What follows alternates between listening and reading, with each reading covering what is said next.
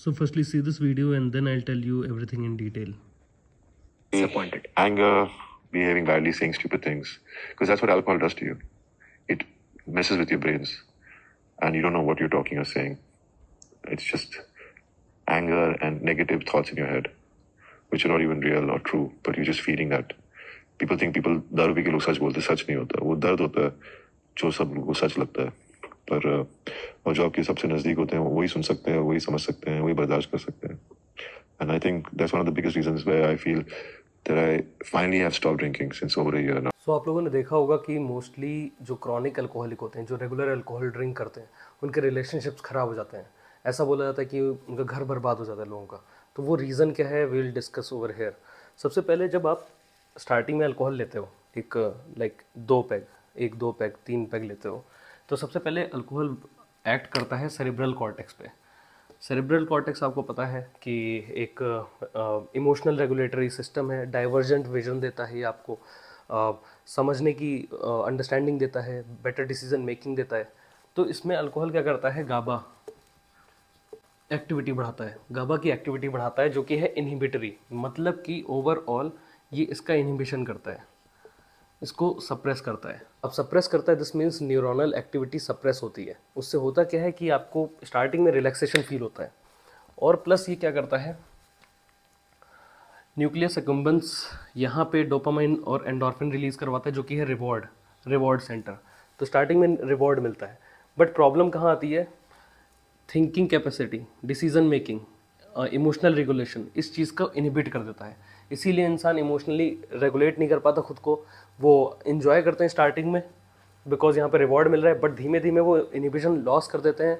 मतलब कि एक तरीके से they started losing their emotional control. वो रोने लगते हैं, कुछ भी बोलने लगते हैं. ये स्टार्टिंग में पहले अच्छा लगता है, बट जैसे जैसे आपके पैक बढ़ते हैं तो धीमे धीमे ये होने लगता है कि they started losing their thinking capacity या फिर इमोशनल रेगुलेशन. अब क्या होता है, अब अगर आप डोज बढ़ाते जाते हो, अल्कोहल के पैक्स बढ़ाते जाते हो, अब क्या होता है, फ्रंटल कॉर्टेक्स या फिर कॉर्टेक्स या फ्रंटल प्री फ्रंटल कॉर्टेक्स जो कि डिसीजन मेकर है, इमोशनल रेगुलेटर है या फिर डाइवर्जेंट विजन देता है, उसको तो आपने सप्रेस कर दिया.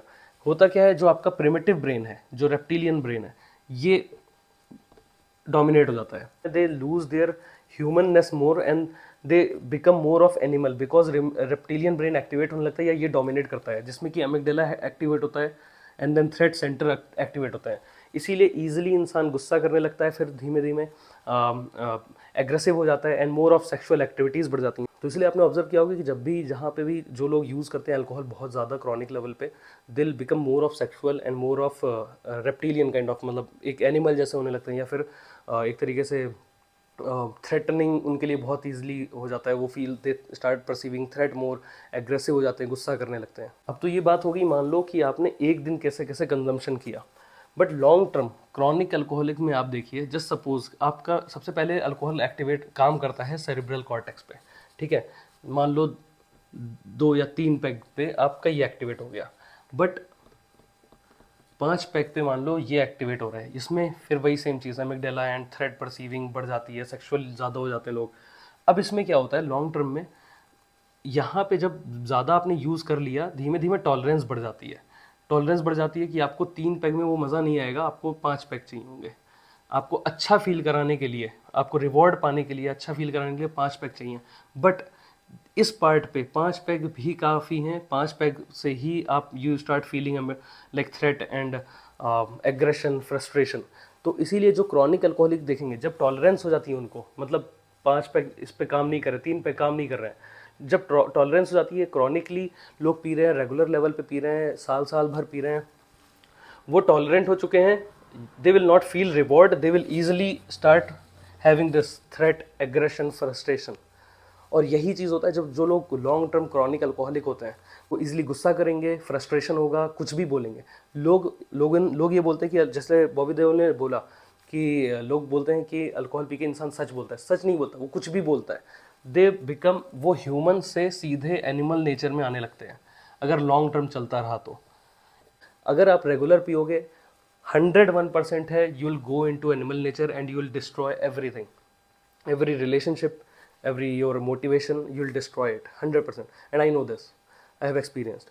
ठीक है, तो always remember जो लोग क्रॉनिक अल्कोहलिक हैं, that is the only reason कि उनकी फैमिली बर्बाद हो जाती है, बिकॉज दे वो एक ह्यूमन से सीधे एनिमल बन जाते हैं, and they will start feeling threat more easily.